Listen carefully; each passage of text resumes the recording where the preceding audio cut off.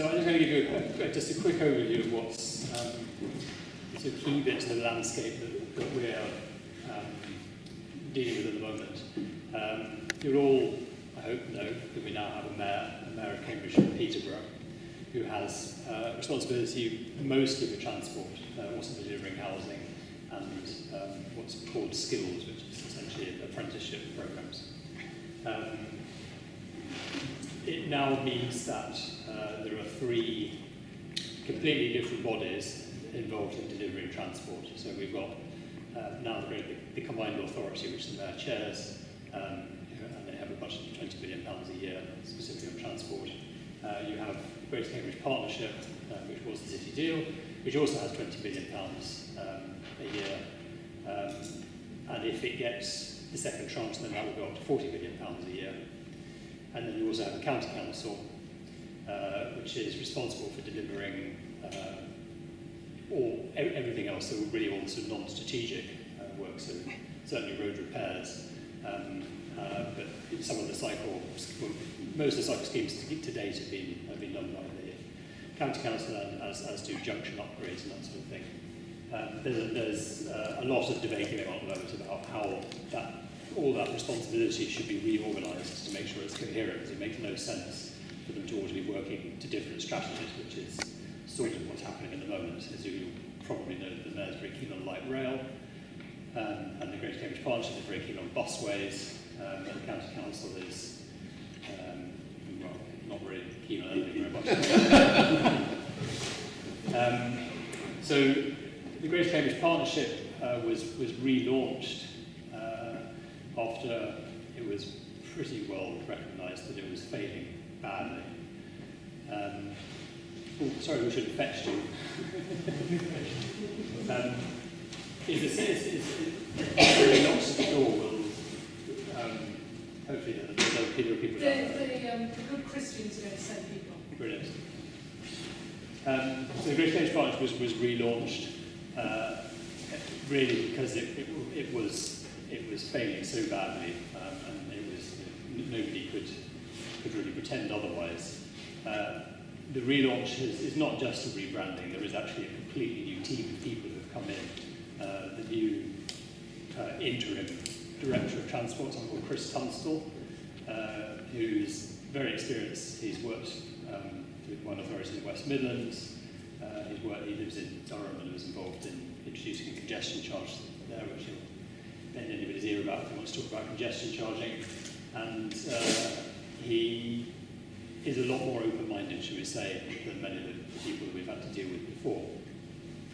And a lot of other new people have come into a number of, many of them are very good. And because they don't come with the culture of the county council, which we could say is being insular, to put it politely, it means that we are actually, that there is an acceptance that there are new ways of doing things, and that actually it's worth considering new ideas. The challenge, though, of course, is that there is a momentum behind existing projects. So the Camborne-Cambridge project, in particular, is born out of the need to underpin the local plan, which was agreed between South Cambridgeshire and the City Council, essentially in 2013, and that was an agreement that the next major tranche of new housing wouldn't be built within the city. It would be built beyond the Green Belt, and that means Bourne Airfield, West Camborne, Northstowe, and potentially other sites. So, in order to make those sites viable,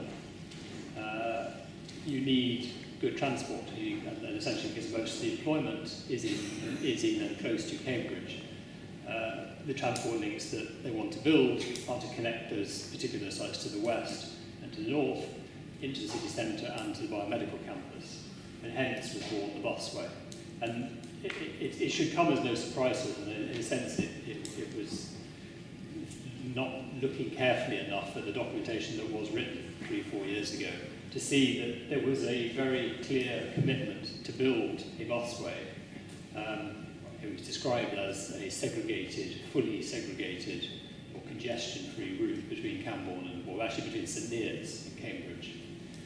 And in the language of the county council, that actually meant a guided busway. And similarly, there was an undertaking to provide bus priority for traffic coming from the north, coming from Northstowe and Waterbeach, the new development of Waterbeach and Waterbeach Barracks. So those projects, in a sense, can't be challenged because they're an integral part of the local plans. And for as long as the local plan, this is the draft local plan that hasn't yet been approved, as long as that is awaiting approval by the inspector, planning inspector, nobody wants to rock the boat. So basically, the acceptance that was the transport infrastructure needed to make those settlements viable can't be challenged, because if it were challenged, it would undermine the viability of the local plan. And no councillor, certainly at least in the governing parties, wants to challenge that. So we're not likely to get a decision from the inspector until probably the middle of next year. It's dragged on for a very long time, and there's been hearings running for most of this, well, up until about a month ago. I know you, Wendy Leigh in particular, and Antony have attended many of those hearings, and they're pretty dry, and nobody really quite knows what the outcome is going to be. So because of that uncertainty, those projects can't be challenged. But new projects coming forward, which we'll talk about, are more promising, because they're things like the Greenways project it doesn't have an ulterior motive, if you like. It is there genuinely to deliver better connectivity, not to shore up a commitment that was made elsewhere. Milton Road, I feel a bit sad about this, because there is an acceptance even by officers that bus lanes would not be necessary if only we had the courage to reduce the amount of traffic trying to get into the city. Everybody knows that actually would be the desirable, well, at least everybody living in the city. It's more controversial if you live outside the city and you don't see you have an alternative. But if people outside the city felt that they had a viable alternative getting into the city, everybody would agree that Cambridge would be much better if it had less traffic.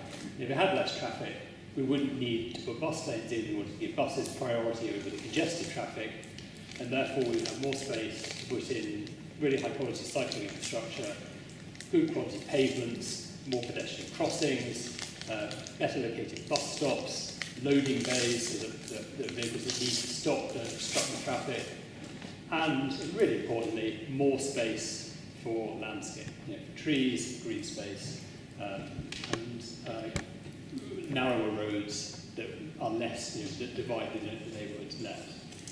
So everyone can sort of agree that would be nice, that would be the ideal.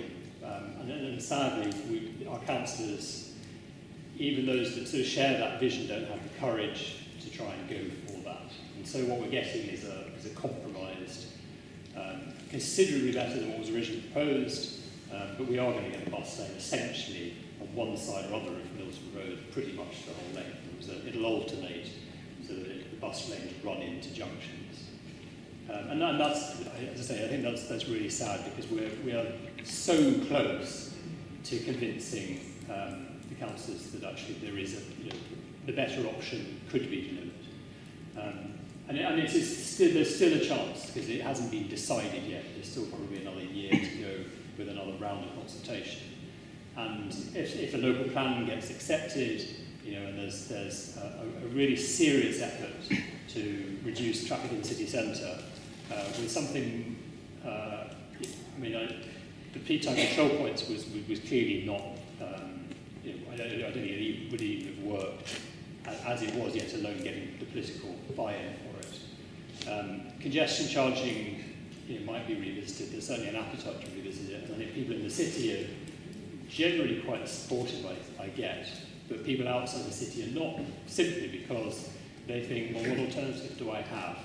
So if congestion charging does come forward, it has to come forward with a plan, a really credible plan for really improving the bus services. And that means finding money to invest now before the income from the congestion charges there to subsidise the buses. In other words, it's got to be seeded with money to increase the frequency of services, improve the routes and so on, so that people who live outside the city feel confident that they can get in reliably at a cost they can afford, and get home at a reasonable time, that the last bus doesn't leave at 5:30.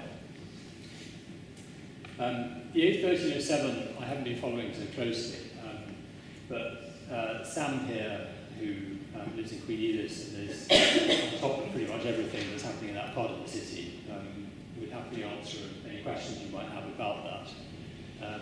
It's a lower priority than the Camborne, Cambridge and the Milton Road schemes, because those are premised on supporting the local plan for delivery of housing, whereas the A1307, or this is Babraham Road, is really more about joining up employment sites. So you may be aware that there's a number of science parks, research parks all around the A505 and the A11 to the south and southeast of the city.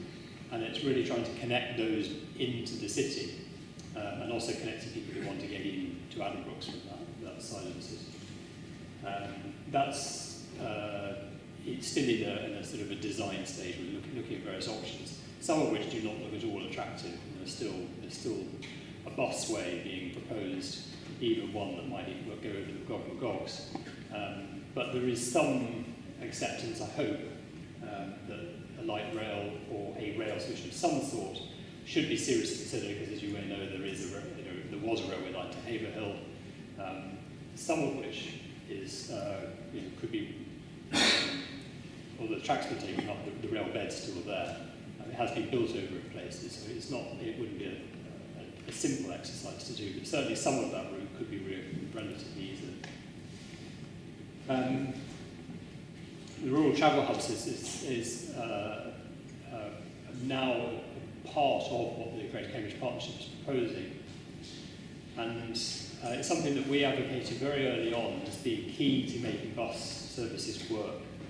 That if we try to run buses on the basis that we do now, which is essentially that you run the bus as close to people's homes as possible to pick them up, and then you drive them into the city centre. If the city centre isn't where they want to go, then they have to get on another bus to go back out the city in the direction they want to go. There is an acceptance that if we want to get more people using buses for commuting, then we have to provide a service which is more like a rail service, where you have to get yourself to somewhere where what you might call an express bus service runs, which runs direct, doesn't meander around through the villages, and takes you to at least one point in the city where you can interchange with other services to get to your final destination. And the rural travel hubs is the points. Think of them like rural train stations. They're points that you go to where you've got good facilities, you've got shelter, not just a crappy little bus shelter or a stick in the pavement by the side of the road. Ideally, the large ones should have things like toilets, certainly should have secure cycle parking, and it's monitored, because actually you may be aware that cycle parking that's provided on the guided busway, people are very reluctant to use it. Certainly they've got expensive bikes, because there's been clearly coordinated, organised theft of bikes. So things like that have to be addressed, because if you're expecting people to come half a mile, maybe 2 miles, maybe more, to the bus stop, to your rural travel hub, then a lot of them are going to want to cycle. So that means they've got to have secure facilities there, and shelter if it's raining, and good information. And all of those at the moment are lacking. So there is now a pilot to start rolling out maybe 2 or 3 of these. And the hope is that we can really encourage the Greater Cambridge Partnership to invest enough money to make them something that people really want, and the village that it goes in can feel really proud about. And then that becomes a model that other villages say, well, we want one of those too now. The A10 hasn't really figured in the Greater Cambridge Partnership, although there is a study that they're doing, with the A10 to the north and the A10 to the south. The A10 to the north is one of James Palmer, our Mayor of Cambridge. One of his pet projects is to do something about the A10, and he would like to dual it. He would like to have it dualled all the way from the A14 right up to the other side of Ely, up to Littleport. And he sees this as part of connecting Fenland to the jobs and the wealth of Cambridge and south of Cambridge, South Cambridge, the business parts of the south. And he sees that the easiest way to do that, or what he thinks is the most obvious way to do that, is to build more capacity into the road. Now, hopefully you are all clear in your minds, as I am now, is that building more road capacity just displaces the problem. It doesn't solve the problem. So if we put more capacity there, we will just end up with a bigger queue onto the A14, a bigger queue into Cambridge, and we're actually undermining the public transport by doing that. Because if you make it easier for people to drive, then you are thereby making it more difficult for them to use public transport, because it's not going to look as convenient.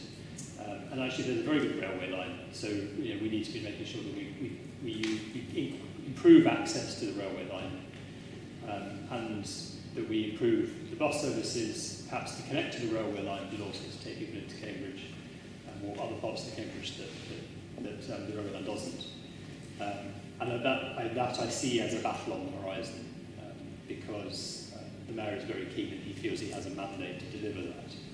And he will spend a lot of money doing that, and it may it may appear to solve the problem temporarily, but it will actually mean that when Waterbeach Barracks gets developed, the people who move in there will think, well, I've got a dual carriage on my doorstep, I'll buy a car, because then I get everywhere.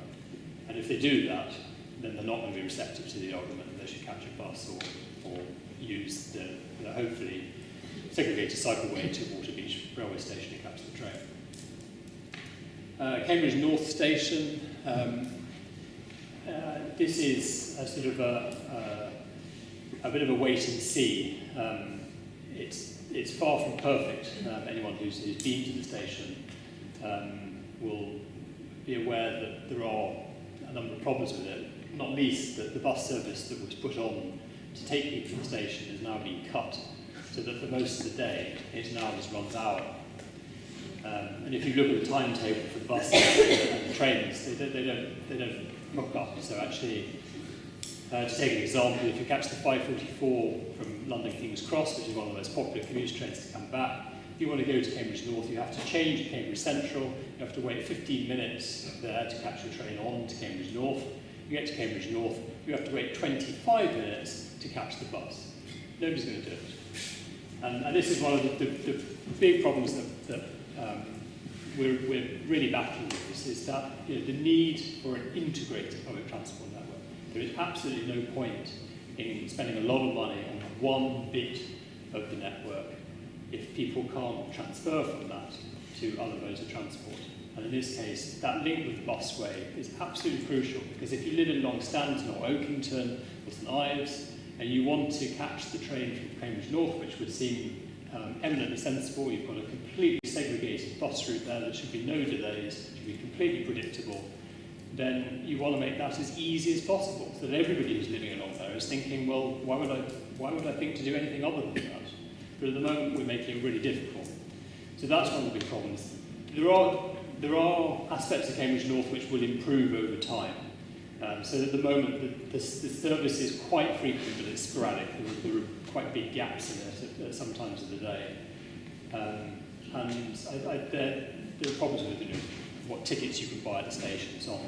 Rail Future has been lobbying hard to get improvements to the information and to the ticketing. And that is bearing fruit. And I think we'll find that with each timetable revision, things improve as some lessons are learned, and some of the sort of capacity issues on the network are gradually ironed out, although some of those will take a few years. Smart technology, that's the last thing I've got on my list of sort of recapping of where we are. This has been something that I think, I get the impression that very few councillors have faith in what technology can deliver, and so they've seriously underinvested in what can be achieved. So something like, I think it was about £50,000, maybe it was £80,000, was invested in a company to deliver a journey planner. Now, if anyone's used City Mapper in London, or any other city that they use it, or anything like it, you'll know how useful it is to be able to say, to put in a landmark that you're in, the name of a building that you're heading to, or railway station, whatever it is, and it will just give you a number of options, whether you're using the underground, using bus, walking, cycling, and it will give you the times, it will give you the fare, and it's all really easy.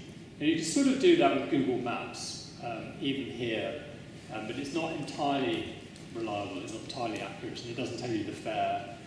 And the problem in rural areas, of course, is the buses are not regular, and so it's quite difficult to sort of plan around, to use it to plan. So it would look like a journey plan that sort of knows everything about the local area, and importantly was going to be able to, or hopefully is going to be able to give you a plan for a journey that involves cycling to a bus stop and then taking a bus, which at the moment no journey planner will give you a plan for. Unfortunately, the brief for this was to deliver something that was better, or that went beyond, I think was the word they used, the offerings of Google and Apple in terms of journey planning for £80,000. And at the time they put out the tender, the county actually hadn't even worked out what the copyright ownership of what their commission was going to be. The default is, if you do any work for the county council, you transfer all the copyright. Well, there is no development company under the sun that is going to do, create an app which is more whizzy than Google or Apple for £80,000 and then just hand it over to the county council. I mean, to be fair, they did recognise that, but they basically said on the tender document, this is sort of being reviewed. Well,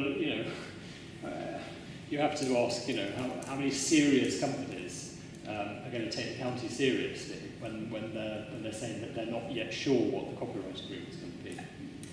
So unfortunately, the company that was chosen, which was a local company, and it's quite promising, but I think what they're going to deliver is essentially a sort of prototype of what could be, and it will have some of the features that we would like, but it seems extraordinarily unlikely that this is the app that's going to revolutionise travel locally.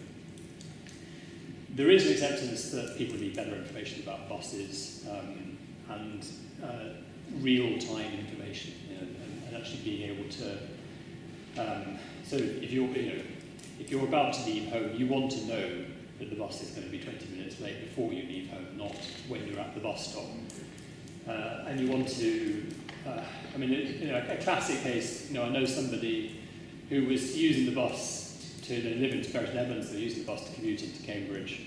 There used to be a single bus. There was a service that went directly from Cambridge, from Bury St Edmunds into Cambridge.